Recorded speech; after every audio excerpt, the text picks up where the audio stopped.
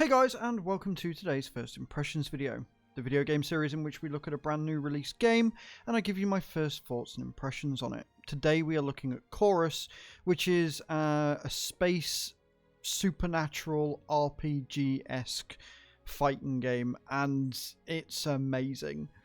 I am in love with this game and will probably be playing it all night long. As always, we'll look at the settings and then we'll go into the game and the meat of the game and what it's really got to offer. We'll probably do a couple of quests, and spoiler warning, they are story based, so you'll probably get some spoilers there as well. But let's jump into the settings and not waste any time. Alright, we're in the settings menu now. One thing I do want to say is that it's got this weird glitch effect in any of the options menus, be it in game when you're messing around with your ship or settings like this.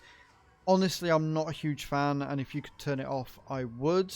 Granted, it doesn't have any motion blur at all that I've seen, and this is a good thing, but this weird glitch thing, I get the idea of it, but I'm not a huge fan. You might be different. Feel free to let me know in those comments down below. Options wise though, there is actually quite a lot. You've got dead zone for your stick, which is fantastic. Aim sensitivity, whether you want to use your mouse or your controller. Personally, I've been using my controller and having a hell of a lot of fun with it. Aim acceleration if you want that on. Aim acceleration time. Your aim assist strength, again, if you're using a controller, you're probably going to want that on. Auto hit radius and vibration intensity. So already there's a lot of fiddling that you can do to really get the game how you want it. Controls. Now, unfortunately, it doesn't look like you can rebind them for the gamepad, but it does look like you can do a few things in and around the game that you so desire. Display, you've got your screen display mode, resolution, which obviously is set to the default native if you go windowed full screen, gamma settings, VSync, and the FPS limit. So decent there for your display. Your visuals, honestly, I would like to see more here for how stunningly beautiful this game is.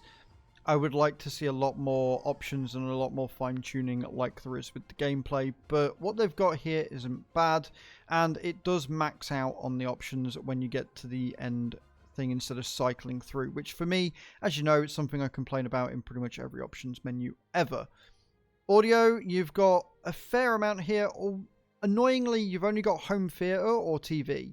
You don't have anything for, you know, headsets or like anything like that. Unfortunately, you've only got the two options, so that's a bit of a red mark from me. And then you've got dynamic range, night mode, etc.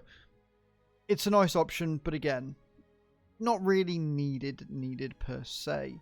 Accessibility options, you've got a fair amount here.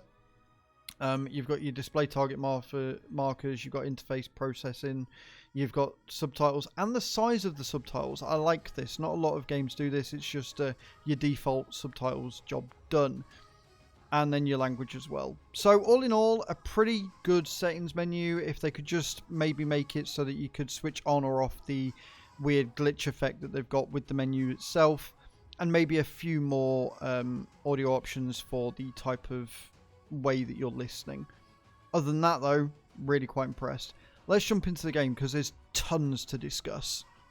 Alright, we are in the game. As you can see, you get given a ship from the get-go, and it's pretty basic, and like with most of these sorts of games, you upgrade it as you go. Now, you don't tend to do a lot of walking about, and a lot of the sort of communication is going to be done via comm.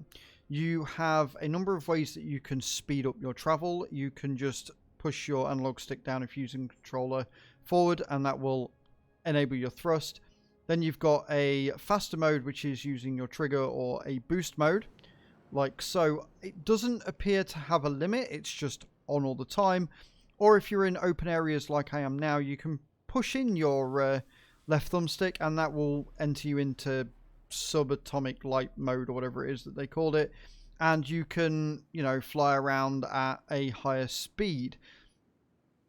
The first thing I want to say is just how stunning this game looks. It is phenomenally beautiful. It really, really is. The textures are fantastic. The ships and the world, It's just beautiful. I would quite happily do nothing but sit and roll around in this world in my ship for hours. It is so very nice. Then you've got your activities that you can do, and you can take on extras. You get areas that you can discover and stuff. Other movement when you're in slow mode, if you push your left stick to the left or the right, you will actually do a quick roll. But if you want to turn, you want to use your right thumbstick. Again, if you're using a mouse and keyboard, that will probably be a bit different. But with me using a controller, I'm going to give you the controllers that I'm using. You've also got this weird sense thing where if you hold your A down and then do a sense, you can see any area of interest, any options that you can collect for credits, which is the in-game currency, enemies that are up, and objectives in a mission. It's a really interesting idea that basically allows you to find what you need to find easier. You don't have to use it, but it's there, and the more that you do use it, the same as the more you use your guns and stuff, you will level them up. There's a lot to delve into this game. It's got lots of layers to it, and the overriding story is really interesting. It's interesting, but a little bit cliched. What I mean by that is the overriding story is very much it's like a revival story. It's a repentant story. You're trying to make up for your past, and you're constantly going back in your past and questioning yourself, which has been done to death. But honestly, the way they've done it and the fact that they're going to build out from that point, it's been done very well. And again, look, we're looking at these lighting effects of the rings and the planet, and just, it's beautiful. It's so beautiful. The combat is a little bit difficult.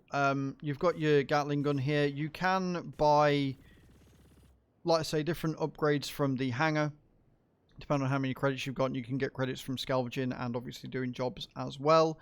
And the interesting thing is there are choices with these jobs. So you can choose whether to help or just ignore. You can, give credits to somebody that needs it, and then you get those credits back at the end of the mission if that's the way that the mission goes. Or you can just ignore them and just crack on and maybe kill the pirates if you wanted to. I haven't really seen many characters outside of the two that I've spoken to thus far, but I am very early into the game. I've just got through the basic tutorial mission. I'm very excited to see how the characters develop, and I'm very excited to explore the worlds and the different areas. And like I say, with the combat, there's no like lock on just yet, but as you saw with the options, the aim assist is by default turned up quite high, so it doesn't take a lot to shoot down the enemies, and they don't really do a lot of damage to you. Your shield does regenerate over time. If you press the escape key, this will take you through so you can see the missions that you've got and what it is you need to do. It does explain which is a story mission and which is just a simple side mission if you wanted to do that first. And then you can go across to your ship. Now, apparently, you don't need to be in the hangar to do this, which, I don't know. I don't know whether I like games that do this or not. It's convenient that you can just access this at any point and upgrade it, but at the same time, what's the point in having the main hub that you go to if you never need to actually go there outside of arbitrarily being made to for missions? So I'm a bit undecided on that. You're right, this is how you unlock and can do different things with your special skill. As you can see, there are many different skills that you can unlock, but you can't select them until you've unlocked them. I'm assuming you unlock them through the story, but I don't know whether it's just experience based or whether you've got to do key story missions in order to unlock your special powers. Your mastery, which is, like I say, you'll get this by using it. So just by using your powers, by using your gun, by using the different things that are made available to you, you will level them up. And you see at each level of each different thing, you get a bonus. The bonus seems pretty arbitrary. It seems pretty uninspired, but again, with a lot of games like this, you can't really have too much imagination, and you're going to want those bog standard ones anyway. Then you can look at your map. Now, if you've used your sense to see an area, you can actually get a good idea of what's available and what you want to be doing. And again, it's very pretty the way that it's done. I don't think there's a marker to say that's where you want to go. You just press C to go to the next one, and so on and so forth. You can also reset your rotation from here using your keyboard as well. All in all, there's a lot to get stuck into with this game, and like I say, I am very much looking forward to seeing just where this goes. And that really is your lot, to be honest. That's the game. I don't want to get too much more into it because I don't want to spoil it too much. Although you will see some of the combat here because of the mission. We've got to take out the pirate. It does look like if you fire your Gatling gun too much, you will either overheat it or at least stop it from firing at such the rate. Now, if you do get seasick or any motion sickness at all, this probably isn't going to be the game for you because of the sheer speed that you have to move in order to try and take them out. And like I say, you can reset your rotation by pushing in your right thumbstick, but there isn't any like lock-on feature for the Gatling gun at least. Like I said, I don't know if that's going to change with different weapons that you unlock, but honestly, I kind of like the fact that it's not got that, because it's a bit of a challenge even with the aim assist and stuff that you've got. It's a bit of a challenge and I like that, right? So yeah, this is Chorus.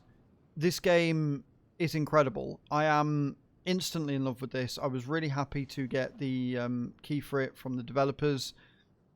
Let me know in those comments down below what you think, whether you agree with my analysis, whether you think that this game has got the potential that I see it to have, whether you've been playing it and you've got further into the game than I have, whether you like the story. Any and all comments, I would love to read them in the comments down below.